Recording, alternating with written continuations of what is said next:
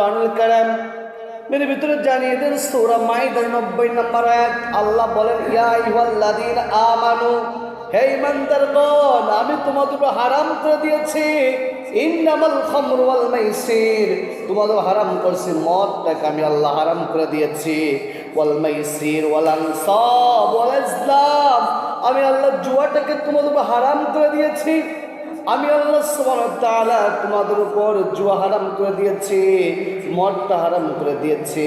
ওয়াল আনসাব ওয়াল আজলাম রিজসুম মিন আমালিশ শাইতান, যদি কোনো মানুষ যদি মদ যদি খায়, কোনো মানুষ জুয়ায় যদি পতিত হয়, কোনো মানুষ যদি প্রতিমার সঙ্গে সম্পর্ক যদি রাখে, ফাজতানিবুহু লাআল্লাকুম তুফলিহুন, নিঃসন্দেহে ওরা হলো শয়তানের দল। কার দল? একান্ত আপন জনেরা আমার। আল্লাহ সুবহানাহু ওয়া তাআলা বলেন, ও পৃথিবীর মানুষেরা, আমি আল্লাহ তোমাদের উপর মদটাকে হারাম করে দিয়েছি। দেখেন আজকে আমাদের বাংলার জমিনে অসংখ্য যুবকরা মদের সাথে জড়িত রয়েছে। আমাদের সমাজে অসংখ্য যুবকরা গুলো ফ্যান্সির সাথে জড়িত রয়েছে, ইয়াবার সঙ্গে জড়িত রয়েছে, ট্যাবলেটের সঙ্গে জড়িত রয়েছে। কিন্তু আল্লাহ বলেন, ও পৃথিবীর মানুষেরা, তোমরা মদ থেকে দূরে থাকো। কিন্তু আমরা সেই মদের দিকে আসক্ত হয়ে যাচ্ছি।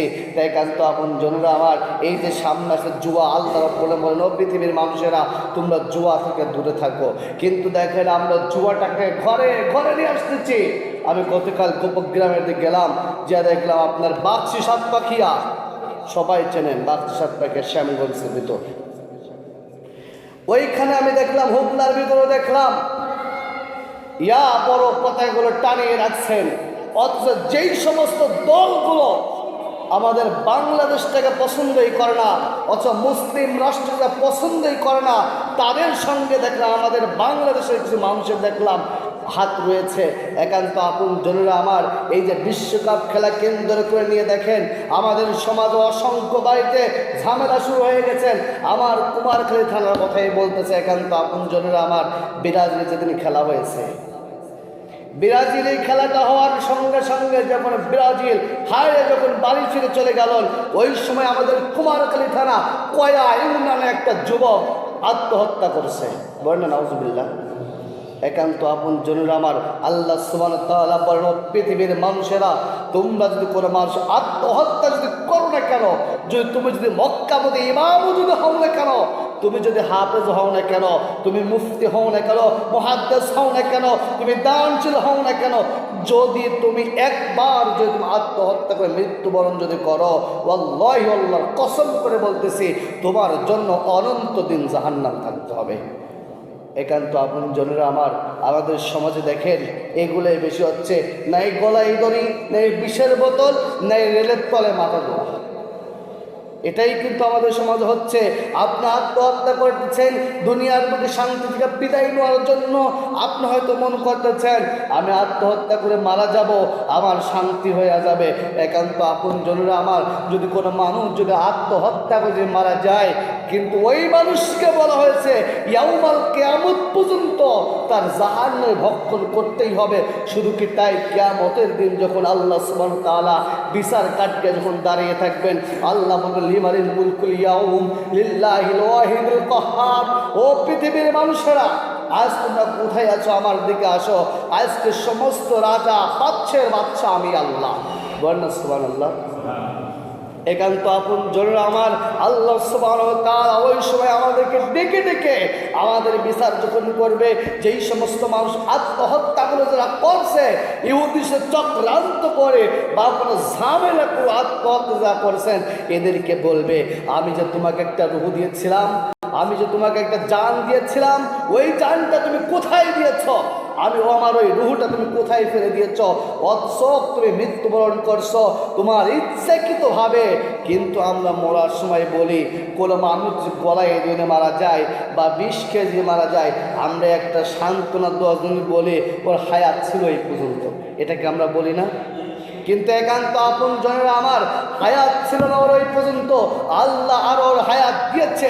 কিন্তু ও আল্লাহর সঙ্গে বাড়াবাড়ি করে নাফরমানি করে ও দুনিয়ার বুক থেকে চিরস্থায়ী বিদায় নিয়েছেন।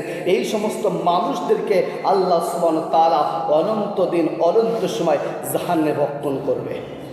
একান্ত আপনজনেরা আমার, এর জন্য আমি আপনাদেরকে উদাত্ত আহ্বান করে জানতে চাচ্ছি, খেলা করছে বাইরের রাষ্ট্রের মানুষগুলো, আমাদের তো রাষ্ট্র না। কেন আমাদের রাষ্ট্র মানুষ খেলছে বলেন? খেলতেছে বাইরের রাষ্ট্র। আপনার তথ্য নিয়ে শুনবেন, হয়তো আজকের বক্তব্য হতে পারে আপনার রাজনীতি হয়ে যেতে পারে। একান্ত আপনজনেরা আমার, হক কথা আমাকে বলতেই হবে। তো যে কথা বলতে চাচ্ছিলাম আমার, আল্লাহ সুবহানাহু ওয়া তাআলা বলেন ওয়ালান সাব ওয়াল আজলাম, তোমরা খবরদার জুয়ার ভিতরে যেও না। একান্ত আপনজনেরা আমার, আল্লাহ সুবহানাহু ওয়া তাআলা কোরআনুল কালামের ভিতরে বলেন, ও পৃথিবীর মানুষেরা, তোমার যার সঙ্গে যার মহব্বত তার সঙ্গে তার হাসর হবে। যদি আমার আপনার মহব্বত যদি হয় মেসির সঙ্গে, আমার আপনার মহব্বত যদি হয় কোনো নেইমারের সঙ্গে, আমার আপনার মহব্বত যদি ইহুদিদের দলের কোনো নেতাদের সঙ্গে, যদি আমার আপনার মহব্বত যদি ইহুদিদের কোনো খেলোয়াড়ের সঙ্গে, এক কথায় ইসলাম বিরোধীরা কাজ করে, এদের সঙ্গে আমাদের মহব্বত হয়ে যায়, নিঃসন্দেহে কাল কিয়ামতের দিন আল্লাহ সুবহানাহু ওয়া তাআলা তাদের সঙ্গে আমাদের জাহান্নাম দিয়ে দেবে। বলেন নাউজুবিল্লাহ। একান্ত আপনজনেরা আমার, এর জন্য আমাদের মহব্বত করতে হবে ওলিদের সঙ্গে, আমাদের মহব্বত করতে ভালো মানুষের সঙ্গে। আমি একটা জিনিসের আগেও বলেছি, আজও বলতেছি, বাজান বলেন তো, তেতলার দুধ কি একখানে থাকে? তেতলার দুধ কি একসাথে থাকে? কেন থাকে না? অন্ধকারের আলো যেমন একখানে থাকে না, তদ্রূপ অনুযায়ী গুণ আর আমল কোনো একসাথে থাকতে পারে না। এর জন্য যদি আমরা ভালো কাজ করি, হয়তো আপনি বলতেছেন যে ভাই আমি তো উনি খারাপ মানুষ, ওনার সঙ্গে আমি ভালো মানুষ আছি, আমি থাকি তাকে ওনার ভালো করে নিয়ে আসবো, কিন্তু ভাই শত হাজারে একটা হয়। কিন্তু যে ভালো মানুষটা খারাপের সঙ্গে মিলতে থাকে, ওই মানুষটা 2 দিন পর নিজেই খারাপ হয়ে যায়। কারণ কি? যে মানুষটা গাঁজা খায়, যে মানুষটা মদ খায়, যে মানুষটা ফ্যান্সিডিল খায়, ওনাদের সঙ্গে যদি আমরা থাকি, আমাদের প্রথমে কিন্তু ভালো লাগবে না। ও কিন্তু বলে দোস্ত একটান মার, এইরকমই কিন্তু বলবে বাগান। এরপর আপনি একটান দেওয়ার সঙ্গে সঙ্গে আবার খাওয়া শিখতে আপনি তোর বুড়াই একটা মত করে যাবেন। একান্ত আপনজনেরা আমার, আল্লাহ সুবহানাহু ওয়া তাআলা আমাদের হেফাজত করুন, সকলে বলে আমিন। তো যে কথা বলতে চাচ্ছিলাম, আল্লাহ বলেন সাবুল আজলাম বিজুমিন আমাল শাইতান, তোমরা খবরদার শয়তানের সঙ্গে তোমরা বন্ধুত্ব করো না। কাদের সঙ্গে বন্ধুত্ব করবো না? শয়তানের সঙ্গে। আমি গতকালকে ফেসবুকে ঢুকে দেখলাম একটা নাস্তিকের বাচ্চা, নাস্তিক উতুল্লিম বাদা যালিকা জানিম, এ নবী আপনি বলে দেন নিঃসন্দেহে ওরাই জালুর সন্তান। কোনো ভালো মার সন্তান না কোনো নবীর সঙ্গে কাফেরদের তুলনা করে না। যারা হয়তো ফেসবুক চালাইছেন, খবরে যারা দেখছেন, আমাদের বাংলাদেশের একটা সন্তান সম্মত হবে, উনি কি বলছে, মেসি নাকি মুসা হয়ে এসেছে। বলেন না নাউজুবিল্লাহ। মুসার কাছে যেরকম ফেরাউন যেরকম করে পতন হয়েছে, এইরকম নাকি বাংলাদেশ না পুরা পৃথিবীর বুকে যে কোনো রাষ্ট্র মানুষ খেলাধুলা করছে, তারা নাকি আপনার মেসির কাছে পতন হবে। আসলে একান্ত আপনজনেরা আমার, আমি এটাই আপনাকে বলতে চাই, আমরা আবেগ খাটাই, বিবেককে খাটাই না। মেসি আর মুসা আলাইহিস সালামকে এক? ওর যোগ্য সাথে ওর যোগ্য কি এক? মনে রাখবেন, একটা হলো খ্রিস্টান আর হলো মুসলিম, হলো একটা নবী। তার সঙ্গে আমাদের বাংলাদেশের কুখ্যাত নাস্তিক এই কথাগুলো বলে, আর আমরা তার সঙ্গে তাহলে হেঁটে হেঁট দিয়ে যাচ্ছি। একান্ত আপনজনেরা আমার, নিঃসন্দেহ মনে করবেন ওই সমস্ত নাস্তিক থেকে আমরা দূরে থাকতে হবে। আল্লাহ আমাদের সকলকে হেফাজত করেন, সকল বলে আমিন। একান্ত আপনজনেরা আমার, আল্লাহ সুবহানাহু ওয়া তাআলা তার বলে বলেন ফাজতানিবুহু লাআল্লাকুম তুফলিহুন, তোমরা সফলতা লাভ করতে পারবে। কিন্তু আল্লাহ বলেন যে তোমরা যদি শয়তানের কাছ থেকে দূরে থাকো। কার থেকে বলেন? শয়তান থেকে যদি তোমরা দূরে থাকো, তাহলে ফাজতানিবুহু লাআল্লাকুম তুফলিহুন, তোমরা সফল কাজগুলো করতে পারো। আল্লাহ সুবহানাহু ওয়া তাআলা কুরআনুল কালামের ভিতরে জানিয়ে দিলেন, ও পৃথিবীর মানুষেরা, তো আপনাকে মদ জুয়া সম্পর্কে জিজ্ঞেস করো, আপনি বলে দেন উবাহের মাধ্যমে নিহত রয়েছে মহাপাপ। আল্লাহ রাসূল সাল্লাল্লাহু আলাইহি ওয়াসাল্লামকে আল্লাহ অর্ডার করলো, ইয়া বিশ্ব নবী সাল্লাল্লাহু আলাইহি ওয়াসাল্লাম, আমার বন্ধু তুমি তোমার উম্মতদেরকে জানিয়ে দাও মদ আর জুয়া একই গুনাহ। কি গুনাহ বলেন? মদ আর জুয়া, সুদ আর ঘুষ একই গুনাহ। সুদ যা, ঘুষ তাই। একান্ত আপনজনেরা আমার, আমি একটি গত বছরে পাবনা একটা মাহফিলে গেলাম, যাওয়ার পর আমি সুদ সম্পর্কে আলোচনা করলাম। আমার ওই মাহফিলের প্রধান অতিথি ছিল সুদখোর। কি ছিল বলেন? কিন্তু আমরা দেখেন তাই করি, টাকা আলাদেরকে নিয়ে আমরা পদ্ধতি বানা রাখি।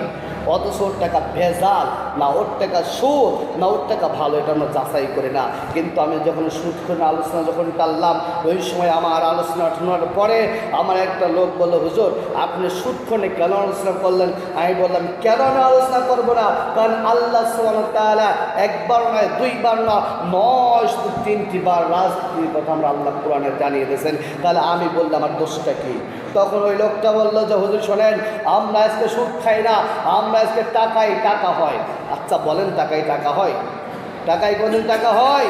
এখান তো আপন জনেরা আমার এই সমস্ত সরকার আমাদের বাংলাদেশের মানুষগুলো দেয়, কিন্তু আল্লাহ বলেন বান্দা তোমরা ডানে যা, আমরা যাই বাই। আল্লাহ বলে বান্দা তোমরা ডানে যা, বাই যাস না, বাই গেলে জাহান্নাম, ডানে গেলে জান্নাত। অথচ আমরা ডানে যাই না, কিন্তু আমরা কি বাই যাই, আর মরার সময় বলে আল্লাহ আমার বাবাকে জান্নাত দিয়ে দাও। এত সস্তা। একান্ত আপন জনের আমার আল্লাহ সুবহানাহু ওয়া তাআলা তারপরে সূরা মাইদা 91 নামানে বলেন, ইন্নামা ইয়া'মুরুশ শাইতান, শয়তান মদ জুয়ার মাধ্যমে তোমাদেরকে মধ্যে শত্রুতা ও বিশেষ সৃষ্টি করতে চায়। একান্ত আপন জনেরা আমার এখান থেকে বুঝতে পারলাম, যা মদ খায় বা যা গাঁজা খায়, যা ফেন্সিং খায়, দেখবেন ওদের ঘরে ঘরে শান্তি নাই। আছে বলেন? শান্তি নাই কেন? আজকে মদের নেশা উঠেছে, আজকে জোয়ার নেশা উঠেছে, আজকে ইয়াবা খাওয়ার নেশা উঠেছে। ওই সমস্ত মানুষগুলো নাই তার স্ত্রীর থেকে গয়না চুরি করবে, নাই তার মায়ের গয়না চুরি করবে, নাই তার ভাইয়ের পকেটে টাকা চুরি করবে, নাই তার বাপের পকেটে টাকা চুরি করে মদ খাবে। কারণ নেশা যখন উঠে যায় তো তখন ওদের মাথায় কোনো কাজ করে না, নাই জমি বিক্রি করে দেবে। তা আল্লাহ বলো, পৃথিবীর মানুষেরা শয়তান তোমাদের প্রকাশ্য শত্রু। কি বলেন তো? শয়তান আমাদের বন্ধুরা শত্রু, শয়তান কিন্তু আমাদের একান্ত প্রকাশ্য শত্রু। কারণ শয়তান কিন্তু আল্লাহকে চ্যালেঞ্জ করে বলছিল, আল্লাহ তুমি তো আমাকে শয়তান বানিয়েই ফেলছো, কিন্তু আমি তোমার আদম সন্তানদেরকে জাহান্নামে না নিয়ে আমি শয়তান আল্লাহ আমি জাহান্নামে যাব না। শয়তান ওপেন চ্যালেঞ্জ করছে আল্লাহর কাছে। শয়তান বলছে, আল্লাহ আমি তোমার বান্দাদেরকে ধোঁকা দেবো, সে শক্তি আমার দিয়ে দাও। আল্লাহ বলে, চা তোকে তাই দিয়ে দিলাম। কিন্তু একান্ত আপন জনের আমার শয়তান আমাদেরকে ধোঁকা দেবেই, কিন্তু ওর ধোঁকা থেকে আমাদেরকে বাঁচার জন্য আল্লাহ সুবহানাহু ওয়া তাআলা আমাদের একটি দোয়া শিখিয়ে দিয়েছেন। আল্লাহ বলেন, ও পৃথিবীর মানুষেরা, যখন তোমার মনের ভিতর শয়তান যখন জল্পনা কল্পনা যখন করবে, তখন তুমি আউযু বিল্লাহি মিনাশ শাইতানির রাজিম করতে থাকবা। এরপর শয়তান যদি না যায়, তুমি আজানের ধ্বনি শুরু করে দেবা, দেখবা শয়তান লাথিমের পালিয়ে চলে যাবে। একান্ত আপন জনের আমার এর জন্য আমি আপনাদেরকে বলতে চাই, অথচ আমরা সময় নষ্ট করব না। আমরা আজকে কোনো খেলাও দেখে ম্যাচ পছন্দ করবো না। আমরা আজকে কোনো খেলা দেখে আমাদের নিজের জীবনটাকে আমরা নষ্ট করতে চাই না। একান্ত আপন জনের আমার আমরা আবার জুয়া খেলতেছি। কী খেলছি বলুন? জুয়া ধরতেছি। আরে খেলা করতেছে আর্জেন্টিনা, আরে খেলা করতেছে মিশর, খেলা করছে অস্ট্রেলিয়ার, এই সব দল করে খেলা করতেছে। আমরা তাদের সঙ্গে থেকে বলি, আয় বাজি ধরি। এবার মিশরের প্লেয়ার, আর্জেন্টিনার প্লেয়ার, দুইজন প্লেয়ার বলে আজকে যে জিতবে আর একটা বাজি ধরি, কিনা কয় গোল দেবে। এ বাজি হচ্ছে না আমাদের বাংলাদেশে? হচ্ছে কিন্তু বাজান। কথা কি বানিয়ে বলতেছি আমি? কিন্তু দেখেন প্রমাণ দিয়ে কথা বলে যাব। আমাদের সমাজে বাজি হয়ে যাচ্ছে। আরে ভাই খেলা করছে ওরা, আমাদের টেনশন কিসে ওদের নিয়ে? এত আল্লাহ বলে, পৃথিবীর মানুষেরা বলাং সবলা জামিনাম আলী শয়তান, তোমরা খবরদার শয়তানের সঙ্গে হাত মিলিও না। সঙ্গে হাত মিলাও, নিঃসন্দেহে তোমাদেরকে জাগাবে জাহান্নাম। আল্লাহ সুবহানাহু আমাদের সকলকে তাওফিক দেন, সকলে বলে আমিন। তো একান্ত আপন জনের আমার আজকের আলোচনা পয়েন্ট ছিল মদ জুয়া সম্পর্কে। আসলে আমাদের সময় দেখেন মদ ক্ষতিকর, কিন্তু বাজান দেখেন মদ সাহাবা ইকরামদের সময়